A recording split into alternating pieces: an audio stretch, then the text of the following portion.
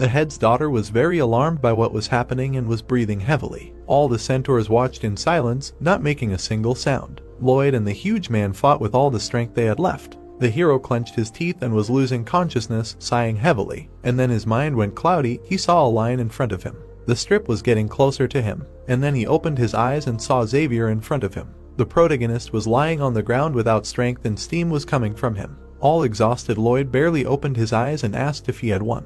Then the blonde closed his eyes and said nothing. And then he looked away and saw that the leader was lying behind the line, and the designer then told him that this time the hero had won. He gave him his hand to help him get up from the ground. The protagonist opened his eyes and looked around, and from the side he heard the leader's voice. He spread his arms and said that their tribe would enter a new era. Everyone immediately began to rejoice. The hero turned up his nose and said that, as expected, he had planned everything and all that was left was to build a stadium and take the topo, to which his protector said that, judging by his appearance, something had gone wrong. Then he looked away and asked why he had not used his abilities, and at the end of the race it would have been easy to win. Then Lloyd looked away and meaningfully remained silent. Seeing the head showing his daughter's muscles, he thought about it. And then he sympathetically said that this grandpa had run sincerely, and he could not use them because he felt that it would not be fair. And then the message said that this was not so and that he had already used the Heart of Mana, to which he offendedly said that this was a passive ability. Then Xavier calmly exhaled and remained silent. The designer looked at him with an incredibly tired look.